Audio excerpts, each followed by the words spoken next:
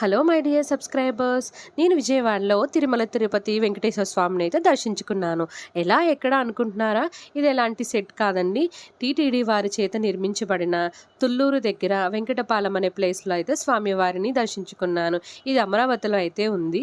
మనకి కరెక్ట్గా అడ్రస్ చెప్పాలంటే విజయవాడ నుంచి మీరు తుళ్ళూరు లేదా మంతెన సత్యనారాయణ గారి ఆశ్రమం దగ్గర నుంచి అయితే వెళ్ళినట్లయితే అక్కడి నుంచి మనకి టెంపుల్ అయితే చాలా క్లియర్గా కనిపిస్తుంది. చాలా విశాలమైన ప్లేస్లో అయితే టెంపుల్ కట్టారండి. ఇది రోజు రోజుకి చాలా డెవలప్ అవుతుంది.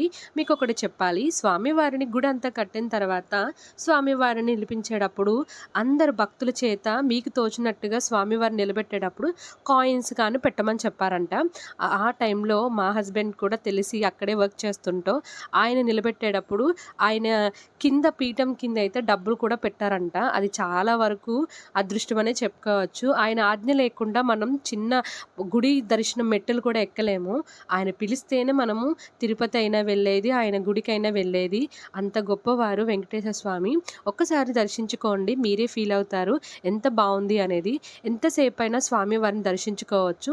ప్రతి శుక్రవారం స్వామివారికి అభిషేకాలు కూడా చేస్తున్నారు. మీరు తిరుపతి ప్రసాదం తినాలనుకున్నా కూడా ఇక్కడ అవైలబుల్గా ఉంటుంది.